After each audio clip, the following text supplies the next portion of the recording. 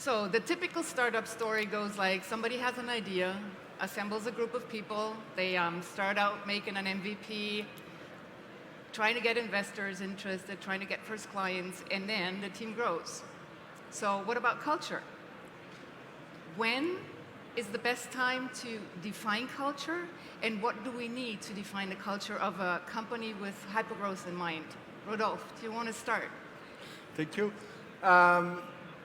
To me, it's in the very early days. Culture, again, it's not something that you really define. It's more something that you need to think on what kind of company do you want to bring. It's not just the founder. It's something that you start doing with the early team that is with you, and start thinking about, okay, why were we together? What's the spirit of this collective? And that's what you start creating a company culture. From stories that I've heard, very often it is, you have an idea and you assemble a group of people that you know from your network, so you're all like-minded. But culture is not always, assembling people that are like-minded, but depending on the culture that you want to define, you need different mindsets. What is your experience in defining the culture of Hotel Tonight? I think it's important to define the culture early and intentionally, and then very specific in the definition. So we defined it as 3 words: build, question, and respect. And the word question is around curiosity, and that's where we got some diversity into our culture. Diversity of thinking, diversity of different opinions, of people. We encourage people to voice their opinions, and ultimately that's the company that I wanted to work for, and so we as founders created that company that we wanted to work for. I mean, you both said early on. What is early on? Kind of what stage? Can you nail that down? Or? It was when we were probably about 7 people, so a few months in, and once we realized we had product market fit, and we were still worried about running out of money every week, but we thought we'd be able to take off, right? All right, so maybe we went from worrying about running out of money every week to worrying about running out of money every month, and that's when we did it, yeah. Okay. I like Sam. We are roughly 8-10 people in the company, a few months in, and getting a first offsite with this early team. Not thinking about the business, but more about us, the company we wanted to build, and why we were here together, and started to shape the foundations of the company culture. And was it the whole team that defined the culture, or were you, as the founders, leading the definition? How did you go about it? The way we did it, so we gathered as founders, asking ourselves why we were here together and what we wanted to achieve together, the ways of working we wanted to have, the kind of type of company we wanted to bring. And then we came to the team saying, hey, us as a founder, this is the kind of value that we want to operate in, but how does that resonate? What's about you? And the team started to formalize their observation on how we were working together, on the ambition that we had together, and started to formalize actually, as a team, the company culture. Can you mention a few key points that are included in the culture? Like few definition points in the culture? Sorry? Key points? Yeah, so your culture, if you would describe it, what would be like the 3 most important points that define your culture? So it evolved over time, I think. But in the early days, it was very intangible. It was all about, okay, how do we want to work together? Okay, we want to have a lot of freedom in our ways of working. Okay, that's something that we share collectively. We've got a strong ambition of what we want to achieve. We don't know if we're going to reach it, but at least we want to try. And that was one of the elements of the culture. The growth mindset was there. We were here together to learn. This is the kind of environment we wanted to have. And again, that was part initially of the culture. And then the team started to think how we implement that in our routines, in our rituals. It needs to be totally embedded into the operating system to actually work.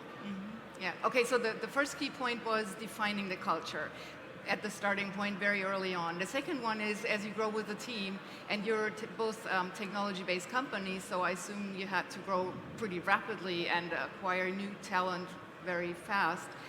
How did you go about in recruiting people? Was it more of a culture fit? Was it the culture add? Sam? Yeah, it varied by team, and one of the teams where we did the best job at this was the market management team. This is the team that works with our hotel partners, account management. And in the hotel industry, account managers are usually hated by hotels. And so we wanted to change that dynamic. So we specifically said, we're not going to hire from Booking.com, from Expedia. We're going to hire people that are really respectful. So going back to one of our cultural values of respect, we want to treat them like we would want to be treated on the other end. And so we hired people and trained them, and built this team from scratch. My co-founder actually did a lot of that, or did all of it, and he had this vision of a war room or a press room with people buzzing all the time and talking about getting the best deals for tonight and last minute, and he built that and manifested it, and it was incredibly valuable and a big asset to the company. And that worked much better than other teams where we hired sort of whoever, more opportunistically. So I think it was, if we had been more intentional about who we were hiring in other teams, I think we would have been more successful. So I think you're subscribing to the hire for attitude and train for skills? Yeah, that that definitely worked best for us, yes. Yeah.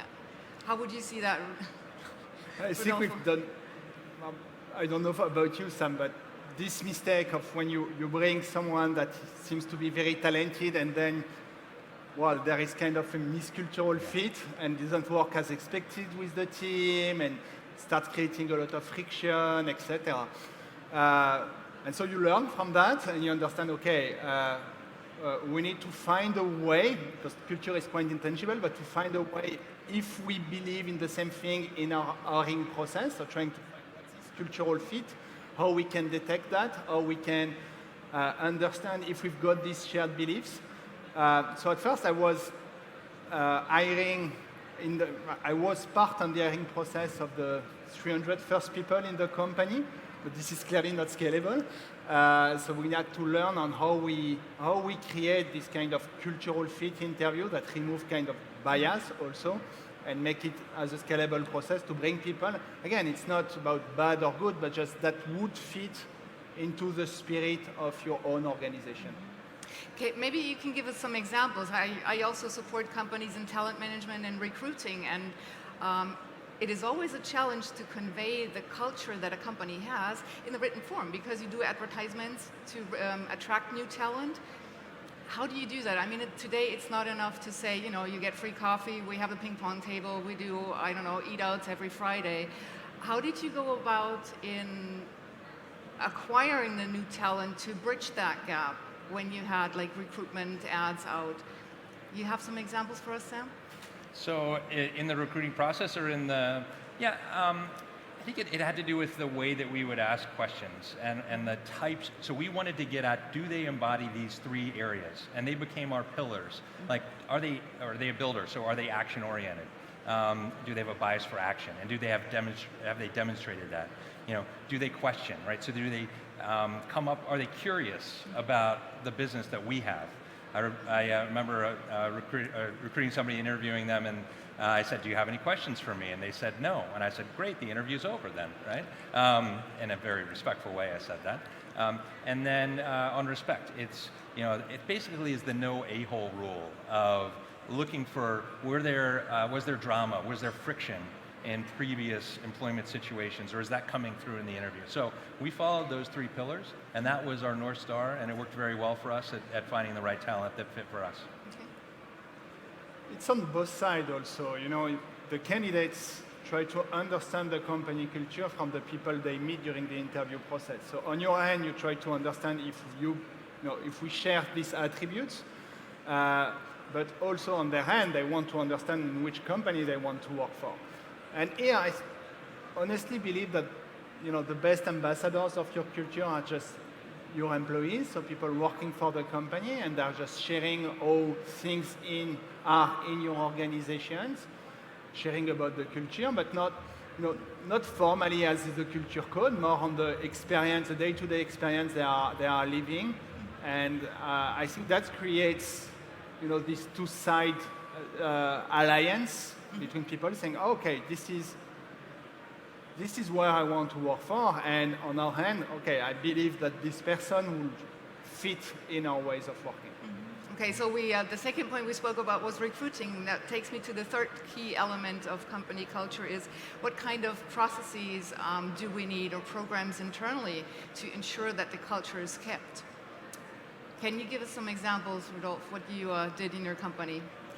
Yeah, I think it's all about, there are a lot of small things that need to be part of the rituals of the company and that emphasize your company culture.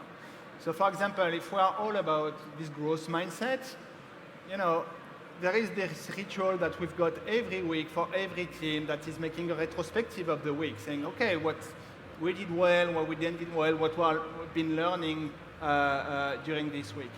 And this kind of rituals helps actually saying that the culture is really embedded and it's not just posters that you've got on the wall and that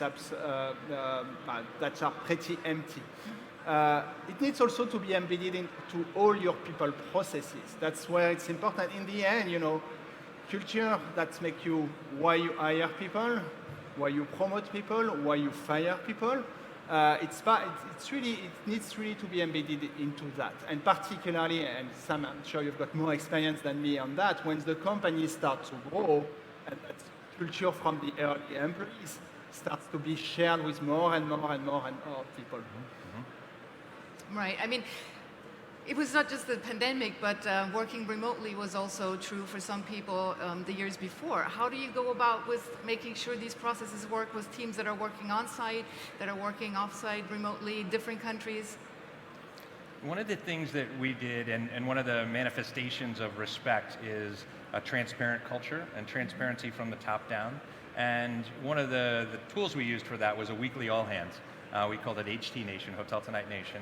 And it was a half hour, started on time, ended on time, and very programmed view of what's going on in the business. So I would lead it off, or someone from finance would lead it off with the metrics for that week. And then also, what are the key initiatives and how are they going? And it was very candid. Like, it wasn't all wine and roses. And so we'd bring up challenges and say, hey, these are opportunities for us. When I talk to people about their best memories of Hotel Tonight, surprisingly, when I was talking to the group, during those, it's, a lot of uncertainty on how they're responding to the time. They say that that's one of their favorite memories, was that time to get together. And we did it at a time early in the morning on Pacific time so that teams from Europe could also be part of it. That everybody gets on the same page, we all get together, we know what we're talking about, we know what we're doing, and then we can get back to execution. Right. And can you share more info on, let's say, typical tools? I don't know, Slack, Teams wasn't there then. Because when you connect a team from remote areas, it's mostly through email and messaging. Now it's video conferencing. But just typing does sometimes not convey the message correctly, or it can be interpreted differently, which can also cause a rupture in culture. What kind of tools did you work with to get around that problem? We had Slack, and we did the video conferencing for the all hands and other meetings. What we also found was important was that one of the founders would regularly, so we had offices in New York, headquarters in San Francisco, offices in New York, London, Berlin, and Paris. Important for one of the founders to visit those offices every few months. And then the other was, we did like an office exchange program that was somewhat of merit-based, somewhat of a lottery, and randomized, where somebody from one office could go visit somebody from the other office. We're in the travel business, so everybody was raising their hand wanting to travel. We couldn't fly everybody all the time. And that, though, created a lot of understanding. They were when they came from Berlin to San Francisco, they were a guest. So we showed them around. We indoctrinated them into what made our culture special, and then vice versa. And I think that was very successful as well.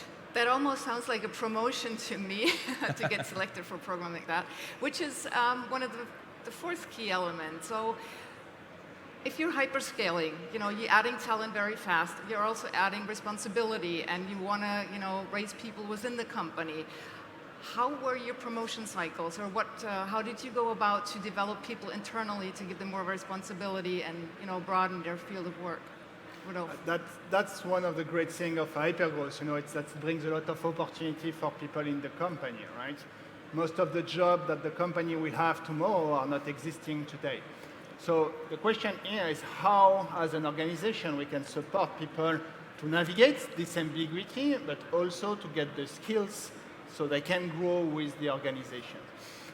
Very tactically, we've got promotion cycles twice a year, which is more about, okay, are you really performing in your job, and having these career discussions on what's the kind of area are you most interested in, so we can bring you the learning and development programs that helps support your growth.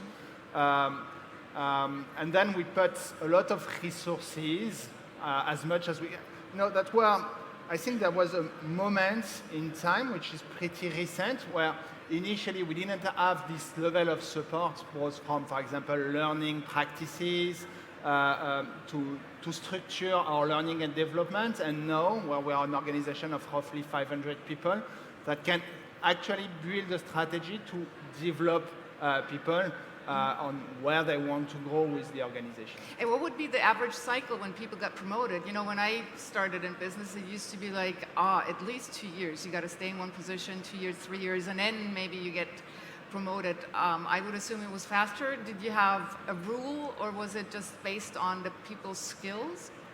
I think it's hard to answer this question. Obviously, in the early days, most people were very young in the company. So basically, a lot of them were just the first job, their first job in life. And they've been challenged every day to grow with the organization. So people that came as an intern, for example, 1 year after, they were managing a team of 30, 40 people. Yeah. Which, you develop some kind of muscles doing that, but other muscles that you didn't develop through experience, etc., are still weak.